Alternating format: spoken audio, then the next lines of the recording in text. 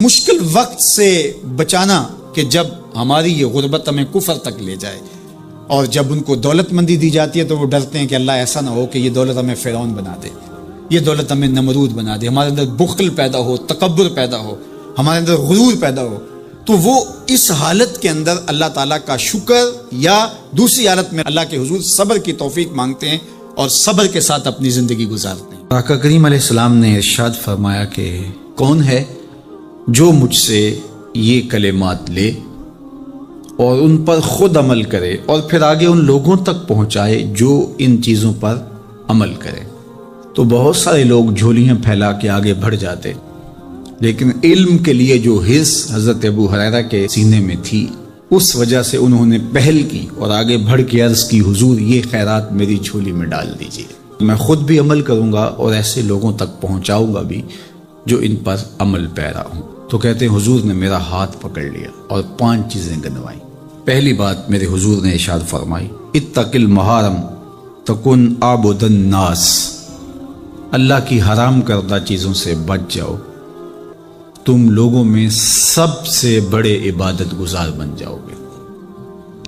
نیکی کرنا بہت اہم ہے، لیکن یہاں جو تعلیم دی گئی وہ گناہ سے بچنے کی ہے۔ ایک شخص رات کو 100 نفل پڑھ لیتا ہے، لیکن صبح اٹھ کے کسی کا حق غصب کرتا ہے، کسی کو گالی دیتا ہے، جھوٹ بولتا ہے، کم تولتا ہے، کم ناپتا ہے، اللہ کے احکام کو توڑتا ہے، اور دوسرا شخص ساری رات عشاء کی نماز کے بعد سویا رہا اور دن کو فجر کے بعد اس نے جھوٹ نہیں بولا، کسی کو تنگ نہیں کیا، اللہ کی مخلوق کو ضرر نہیں پہنچایا، تو شریعت ایسے شخص کو پسند کرتی ہے جو اللہ کی حرام کردہ چیزوں سے بچ جائے، نیکی کی توفیق مل جائے، نفلی عبادات میسر آ جائیں تو بڑی بات ہے، لیکن اس سے بڑی بات یہ ہے کہ اللہ کی حرام کردہ چیزوں سے بچا جائے۔ دوسری بات ارشاد کی، وَرْضَ بِمَا قَسَمَ اللَّهُ لَكَ تَكُنْ أَغْنَى النَّاسِ، اللہ کی تقسیم پہ راضی ہو جا، لوگوں میں سب سے بڑا غنی تو ہوگا۔ دولت کی کثرت سے بندہ غنی نہیں بنتا، کتنے دولت مند ہیں، نفس کی کمینگی ہی ختم نہیں ہوتی۔ تو غنی اس وقت بندہ بنے گا جب اللہ کی تقسیم پہ راضی ہو گیا، اللہ نے جس حالت پہ رکھا اس حالت پہ خوش ہے کہ میرے مالک نے مجھے جو دے دیا یہ میرے لیے اس نے مناسب جانا، تو بس میں اس پہ راضی ہوں، میں اس پہ خوش ہوں۔ اور اگر انسان یہ نہیں چاہتا اور نہیں کرتا تو جہاں بھی ہوگا وہ مطمئن نہیں ہوگا۔ پھر ارشاد فرمایا، وَأَحْسِنْ إِلَىٰ جَارِكَ تَكُنْ مُؤْمِنًا، اپنے ہمسائے کے ساتھ سلوک اچھا کر تو کامل مومن ہو جائے گا۔ جو آپ کا ہم سایہ ہے تو آپ کا سایہ شفقت کا اس پر پڑنا چاہیے۔ آپ کا ہم سایہ آپ کی طرف سے سخت دھوپ میں اذیت گوارا نہ کرے، بلکہ آپ کے ہم سائے کے آپ ہم سائے ہی قرار پائیں، تو آپ کے ایمان کی کسوٹی یہ ہے، آپ کے مومن ہونے کا معیار یہ قرار دیا گیا کہ آپ اپنے ہمسایوں کے ساتھ کیسے ہو۔ چوتھی چیز، وَأَحِبَّ لِلنَّاسِ مَا تُحِبُّ لِنَفْسِكَ تَكُنْ مُسْلِمًا، اگر تم کامل مسلمان بننا چاہتے ہو تو جو اپنے لیے پسند کرتے ہو تمام مخلوق کے لیے وہ پسند کرو۔ اب کوئی شخص یہ مزاج اپنی طبع میں راسخ کر لے تو معاشرے کے اندر شر، فساد، بدامنی، کسی کے حقوق کو غصب کرنا، کسی سے زیادتی کرنا، کسی کا برا چاہنا، سب کچھ ختم ہو جائے گا اور یہ معاشرہ جنت نظیر بن جائے گا کہ جو ہم اپنے لیے پسند کرتے ہیں وہ ہم اپنے دوست کے لیے، بھائی کے لیے، ہمسائے کے لیے، عزیز کے لیے، رشتہ دار کے لیے پسند کریں۔ اور 5ویں بات، وَلَا تُكْثِرِ الضِّحْكَ فَإِنَّ كَثْرَةَ الضِّحْكِ تُمِيتُ الْقَلْبَ، ابو ہریرہ زیادہ ہنسا نہ کرو، زیادہ ہنسنے سے دل مر جاتا ہے۔ مسکرانا تو سنت ہے، مسکرانا حضور کی عادت تھی، جس کی تسکین سے روتے ہوئے ہنس پڑیں، اس تبسم کی عادت پہ لاکھوں سلام۔ مسکرانے کے بعد اگلا مرحلہ دہک کا آتا ہے، لیکن دہک کبھی کبھی حضور سے صادر ہوا، اور کہا یہ حضور علیہ السلام سے صادر نہیں ہوا، تو کہے سے منع کر دیا گیا۔ دہک کبھی کبھی ہو اور تبسم آپ کی زندگی میں شامل ہو۔ اللہ اس حدیث پاک کا نور ہماری روحوں میں اتار دے اور ہمارے باطن میں چراغاں کرے۔ کرونا وائرس کی وجہ سے پورے ملک کے اندر لاک ڈاؤن ہے، تو اس موقع سے بھرپور فائدہ حاصل کر کے ہمیں ذکر و فکر کی طرف آنا چاہیے۔ قرآن مجید کی تلاوت، کثرت نوافل، قضا شدہ نمازوں کی ادائیگی اور دیگر امور خیر بجا لانے چاہیے۔ اپنے ماں باپ کی صحبت میں بیٹھنا چاہیے، ان کی دعائیں لینی چاہیے، اپنے بچوں کے پاس بیٹھیں، اور بہت سارے اور امور جو ہم اپنی مصروفیات کے باعث پورے نہیں کر پاتے، تو یہ موقع ہے ان کو پورا کرنے کا۔ لیکن اس موقع سے ناجائز فائدہ حاصل کرتے ہوئے بہت سارے لوگ اپنے مکانوں کی چھتوں پہ دھاتی تاروں کے ذریعے پتنگیں اڑانے کے شغل میں مصروف ہیں، تو اس شغل سے خدا را باز آئیے۔ یہ موقع ایک دوسرے کی مدد کرنے کا ہے، نصرت اور اعانت کرنے کا ہے، نہ یہ کہ مکانوں کی چھتوں پہ کھڑے ہو کے آپ خونی کھیل کھیلیں اور دھاتی ڈور کے ذریعے سے لوگوں کے گلے کٹیں اور لوگوں کو نقصان ہو۔ تو اس سے خدا را ہمیں خود بھی باز آنا چاہیے اور اپنے بچوں کو بھی اس سے روکنا چاہیے، ان کی حوصلہ شکنی کرنی چاہیے۔ ویسے بھی علماء نے کہا کہ یہ جو پتنگ کٹتی ہے تو بچے اس کو لوٹنے کے لیے دوڑتے ہیں اس کے پیچھے، تو عمومی طور پہ ہمارے ہاں یہ کہا بھی جاتا ہے کہ میں پتنگیں لوٹ رہا ہوں یا لوٹ کے لایا ہوں، تو شرعاً وہ اس کی ملک نہیں تھی، تو وہ کیسے اس کو اپنے پاس رکھ سکتا ہے؟ تو یہ ایسا گناہ ہے جس کو گناہ نہیں سمجھا جاتا، اور بچپن میں معصوم ذہن پر لوٹ مار کا تصور اس سے ابھرتا ہے، اور آج وہ پتنگ لوٹ کے لایا ہے تو کل بڑا ہو کے بڑا لٹیرا بنے گا۔ تو یہ ماں باپ کو سوچنا چاہیے کہ پتنگ لوٹنے کا عمل لوٹنے کی ایک مشق ہے، اور بچہ اس کو کوئی برائی نہیں سمجھ رہا اور اس کو گناہ نہیں سمجھ رہا، حالانکہ یہ مال لقطہ ہے۔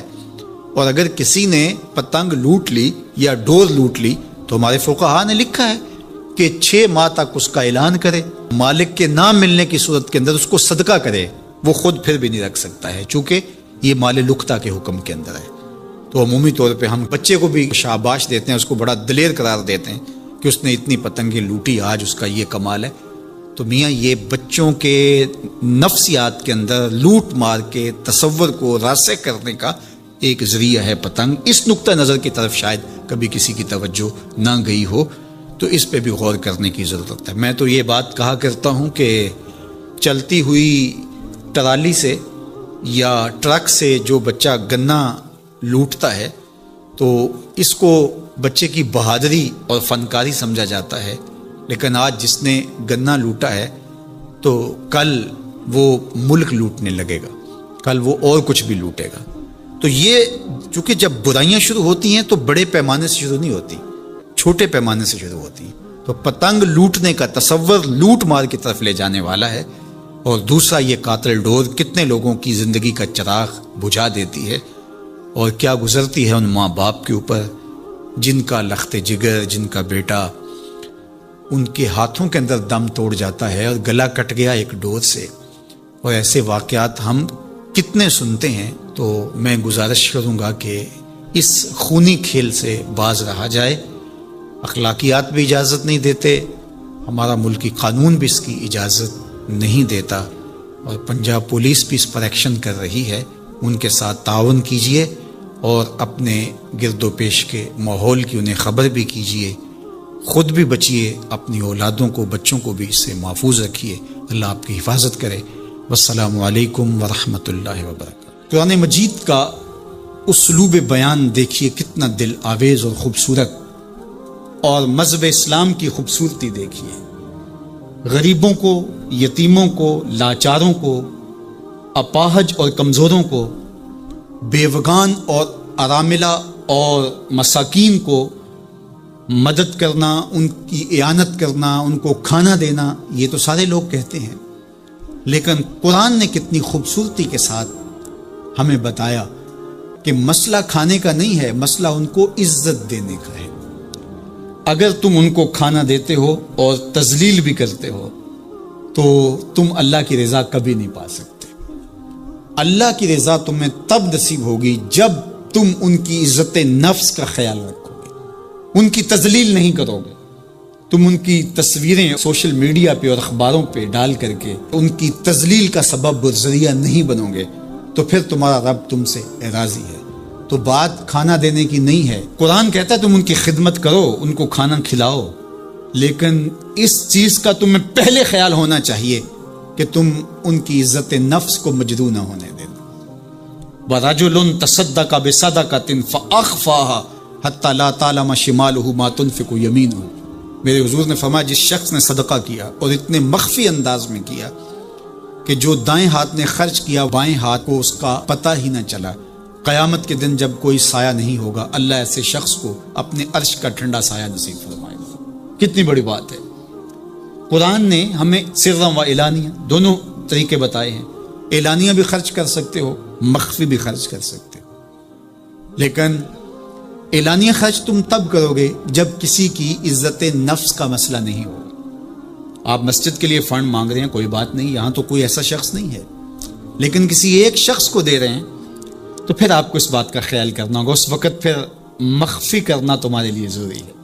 اسی طرح اگر تم ترغیب کے لیے کر رہے ہو تو کوئی بات نہیں ہے، لیکن اس میں بھی تم یہ خیال رکھو کہ ترغیب میں بھی کسی کا دل نہ دکھنے پائے، کسی کی تصویر نہ آنے پائے۔ ترغیب دلانے کے بہت سارے طریقے ہیں، لیکن ترغیب دلانے سے قبل اپنے دل سے سوال کر لو، ترغیب کے پیچھے چھپی ہوئی کہیں ریاکاری تو نہیں ہے؟ چونکہ ریاکاری جو ہے یہ کالے پتھر پر کالے رنگ کی چیونٹی چلے تو اس کی چال سے بھی زیادہ باریک ہے، تو یہ بڑی باریک چال ہے۔ تو بعض کا بندہ کہتا ہے میں تو ترغیب کے لیے کر رہا ہوں، لیکن اس کے پیچھے اس کا نفس کھڑا ہوتا ہے اور اس کے نفس پہ یہ شاک ہوتا ہے کہ وہ بغیر تشہیر کے کرے، تو وہ ترغیب کا نام لے کے اپنی اس ریاکاری کے اوپر ترغیب کا پردہ ڈالنا چاہتا ہے، لیکن ہوتی ریاکاری ہی ہے۔ تو یہ اپنے آپ سے پوچھے، بندے کو پتا ہوتا ہے کہ میں کہاں کھڑا ہوں۔ اقبال نے کہا تھا کہ ملا سے نہ پوچھ اپنے دل سے پوچھ، تو بندے کو پتا ہوتا ہے کہ یہ ترغیب ہے یا اس کے پیچھے چھپی ہوئی ریاکاری ہے، اور ریاکاری تھوڑی سی بھی اللہ کو قابل قبول نہیں ہے۔ حضرت ابو امامہ الباہلی رضی اللہ تعالیٰ عنہ فرماتے ہیں کہ میں نے حضور سے پوچھا کہ ایک شخص جہاد کرتا ہے اور اپنی جان وار دیتا ہے اور اس کا مقصد اللہ کے دین کو سر بلند کرنا ہے، لیکن اس کے ذہن میں یہ بھی ہے کہ چلو میری بہادری کے جھنڈے بھی لگ جائیں گے، تو کیا اس کو اس عمل کا صلہ ملے گا؟ تو میرے حضور نے ارشاد فرمایا فلا شیء لہ، اسے کوئی اجر نہیں ملے گا۔ اللہ صرف اسی عمل کو قبول کرتا جو محض اس کے لیے کیا جائے۔ تیرے عمل میں اخلاص ہو تو اس کا اجر کچھ اور ہے، حور و خیام سے گزر بادہ و جام سے گزر، جو محض اس کی رضا کے لیے عمل کیا جائے وہی عمل ہے۔ حضرت معاذ بن جبل رضی اللہ تعالیٰ عنہ حضور کے روضہ انور کے پاس بیٹھ کے رو رہے تھے، حضرت عمر گزرے تو رک گئے، کہا معاذ رو رہے ہو؟ کہا کہ صاحب مزار کا ایک فرمان یاد آیا جس نے مجھے رلا دی۔ تو کہا وہ کیا فرمان تھا؟ کہا ایک دن حضور نے کہا تھا تھوڑی سی ریا بھی شرک ہے، تھوڑی سی ریا بھی شرک ہے۔ تو ضرور رکیے، آپ ترغیب کا نام لے رہے ہیں کہ میں ترغیب دینے کے لیے کر رہا ہوں، لیکن ذرا ایک لمحے کے لیے رک کے اپنے آپ سے سوال کر لیجئے، ترغیب کے پردوں کے پیچھے چھپی ہوئی کہیں ریا تو نہیں ہے؟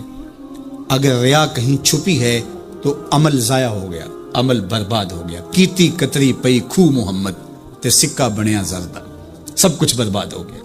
اس لیے محض اس کی رضا کے لیے ترغیب بھی اگر آپ کی نیت ہے تو اس سے قبل اچھی طرح اپنے آپ کو جانچ لیں کہ ہم کھڑے کہاں ہیں۔ اللہ اکبر۔